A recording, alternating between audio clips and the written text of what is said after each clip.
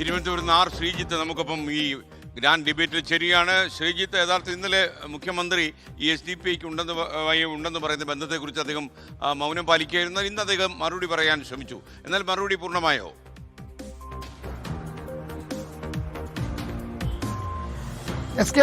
നമസ്കാരം. SDPI CPM സഹകരണവുമായി ബന്ധപ്പെട്ട് ഉയരുന്ന വിമർശനങ്ങൾക്കും അതുമായി ബന്ധപ്പെട്ട പ്രതികരണങ്ങൾക്കും മുഖ്യമന്ത്രി ഇന്നലെ കൃത്യമായ ഒരു മറുപടി നൽകിയില്ല. എന്നാൽ ഇന്ന് മുഖ്യമന്ത്രി അത് പാടെ നിഷേധിക്കുന്ന ഒരു സമീപനം സ്വീകരിച്ചു.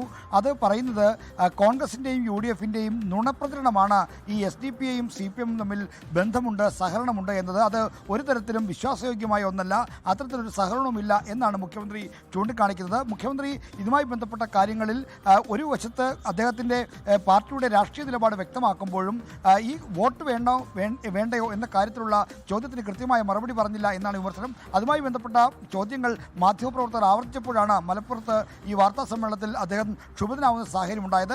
എന്തായാലും CPIഎമ്മിൻ്റെ നേതാക്കളാകെ, MAVB അടക്കമുള്ള നേതാക്കളാകെ വോട്ട് വേണ്ട എന്ന കാര്യത്തിൽ കൃത്യമായി പറയുന്നില്ല. അത് സ്ഥാനാർത്ഥികളാണ് ആ കാര്യത്തിൽ തീരുമാനമെടുക്കേണ്ടത് എന്ന് ചില നേതാക്കൾ പറയുന്നു. എന്നാൽ അത്തരമൊരു സമീപനം SDPI ഹൈപ്പോത്തറ്റിക്കലായ ചോദ്യമാണ്. SDPI ഒരു നിലപാട് പറയട്ടെ, അപ്പോഴല്ലേ ബാക്കി കാര്യം എന്ന പ്രതികരണവും CPM നേതാക്കളുണ്ട്. എന്തായാലും CPM കോൺഗ്രസ് ഡീൽ എന്നുള്ള ആരോപണത്തെ പോലെ ഈ CPMഉം SDPIയും തമ്മിൽ സഹകരണമുണ്ട് എന്ന തരത്തിലുള്ള ചർച്ച രാഷ്ട്രീയ വൃത്തങ്ങളിൽ പുരോഗമിക്കുകയാണ്. അതുമായി ബന്ധപ്പെട്ട വാദപ്രതിവാദങ്ങളും തർക്കവിതർക്കങ്ങളുമാണ് ഇന്നും പൊതുമണ്ഡലത്തിൽ നിറഞ്ഞത്.